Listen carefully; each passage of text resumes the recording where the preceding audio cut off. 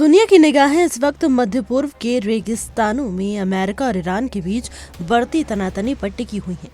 लेकिन इसी वैश्विक अफरा तफरी का फायदा उठाकर पूर्वी एशिया में एक नया तूफान खड़ा हो गया है।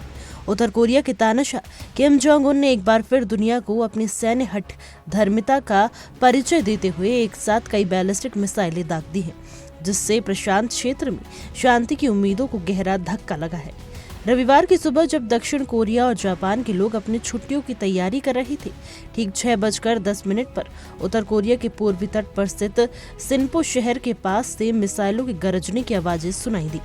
दक्षिण कोरिया सेना के रडार ने तुरंत इन मिसाइलों की पहचान की और पुष्टि की कि प्योंगयांग ने अपनी आक्रामक नीति को और तेज करते हुए समुद्र की ओर कई घातक वॉरहेड लॉन्च किए हैं। यह इस साल का 7वां बड़ा मिसाइल परीक्षण है, लेकिन चिंता की बात यह है कि केवल अप्रैल के महीने में ही उत्तर कोरिया ने चौथी बार इस तरह की हिमाकत की है। परीक्षणों की ये बढ़ती आवृत्ति इस बात का प्रमाण है कि किम जोंग उन अब किसी भी अंतर्राष्ट्रीय दबाव या आर्थिक प्रतिबंधों की परवाह नहीं कर रही हैं और वह अपनी सेना को युद्ध के लिए पूरी तरह तैयार रखना चाहते हैं। मिसाइल लॉन्च के तुरंत बाद दक्षिण कोरिया की राजधानी सियोल में हड़कंप मच गया। वहां की सरकार ने तुरंत अपनी नेशनल सिक्योरिटी काउंसिल की आपात बैठक बुलाई ताकि स्थिति का आकलन किया जा सके। दक्षिण कोरिया रक्षा मंत्रालय ने इस कृत्य को गंभीर उकसावा करार दिया है और स्पष्ट किया है कि वह अपनी सीमाओं की रक्षा के लिए किसी भी हद तक जाने को तैयार है। वहीं दूसरी ओर जापान ने भी इस घटनाक्रम पर अपनी कड़ी प्रतिक्रिया दी है। जापान के रक्षा मंत्रालय ने पुष्टि की है कि मिसाइलें कोरियाई प्रायद्वीप और जापान के बीच से समुद्र में गिरी है, लेकिन गनीमत ये रही कि मिसाइलें जापान के विशेष आर्थिक क्षेत्र के भीतर नहीं गई, लेकिन टोक्यो ने इसे अपनी राष्ट्रीय सुरक्षा के लिए निरंतर बढ़ता हुआ खतरा बताया है। इस पूरे घटनाक्रम के बाद अमेरिका, दक्षिण कोरिया और जापान के बीच त्रिपक्षीय खुफिया तालमेल को और मजबूत किया जा रहा है। अमेरिकी सेना की इंडो पैसिफिक कमांड ने बयान जारी कर कहा है कि वह अपने सहयोगियों की सुरक्षा के लिए प्रतिबद्ध है और उत्तर कोरिया की हर हरकत पर उनके सैटेलाइट्स और रडार की पैनी नजर बनी हुई है। संयुक्त राष्ट्र परिषद यानी UNSC ने सालों पहले उत्तर कोरिया के बैलिस्टिक मिसाइल कार्यक्रम पर पूर्ण प्रतिबंध लगा दिया था, लेकिन प्योंगयांग इन वैश्विक नियमों को रद्दी का टुकड़ा मानता है। किम जोंग उन की सरकार का तर्क है कि परीक्षण उनके आत्मरक्षा के संप्रभु अधिकार का हिस्सा है और अमेरिका की शत्रुतापूर्ण नीति के खिलाफ एक सुरक्षा कवच भी। सबसे महत्वपूर्ण बात यह है कि इस मिसाइल लॉन्च का समय है। विशेषज्ञ मानते हैं कि किम जोंग उन ने ये समय बहुत सोच समझ कर चुना है। मई के मध्य में चीन और अमेरिका के बीच एक ऐतिहासिक शिखर वार्ता होने वाली है, जिसमें उत्तर कोरिया का मुद्दा चर्चा का केंद्र रहने वाला है। ऐसे में ये लॉन्च बीजिंग और वॉशिंगटन दोनों को अपनी ताकत दिखाने का एक जरिया है। अंतर्राष्ट्रीय परमाणु ऊर्जा एजेंसी ने हाल ही में एक चेतावनी जारी कर दी है कि उत्तर कोरिया चुपचाप अपने परमाणु हथियारों का जखीरा बढ़ा रहा है। एजेंसी के प्रमुख राफेल ग्रोसी के मुताबिक परमाणु कॉम्प्लेक्स में गतिविधियां पहले के मुकाबले कई गुना बढ़ गई हैं, जो इस बात का संकेत है कि वहां यूरेनियम को अलग करने का काम तेजी से चल रहा है। सैटेलाइट से प्राप्त ताजा तस्वीरों ने दुनिया की चिंता बढ़ा दी है। इन तस्वीरों में उत्तर कोरिया के परमाणु केंद्रों पर एक नया यूरेनियम एनरिचमेंट केंद्र और भारी निर्माण गतिविधियां दिख रही हैं। विशेषज्ञों का मानना है कि यह नया केंद्र किम जोंग उन को समय से अधिक परमाणु वॉरहेड बनाने की क्षमता प्रदान करेगा, जो वैश्विक सुरक्षा के लिए विनाशकारी साबित हो सकता है।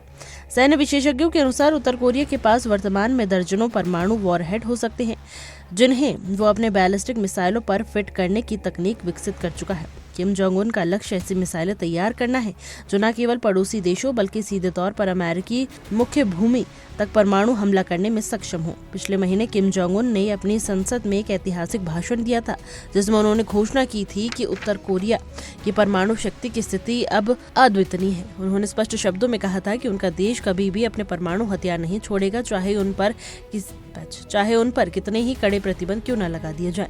किम जोंग उन का सेल्फ डिफेंस न्यूक्लियर डिस्टेंस का सिद्धांत असल में अमेरिका को अपनी शर्तों पर बातचीत की मेज पर लाने की एक चाल है। वो चाहते हैं कि दुनिया उन्हें एक वैध परमाणु शक्ति के रूप में स्वीकार करे और उन पर लगे आर्थिक प्रतिबंधों को हटा दे, ताकि वो अपने अर्थव्यवस्था को और मजबूती दे सके।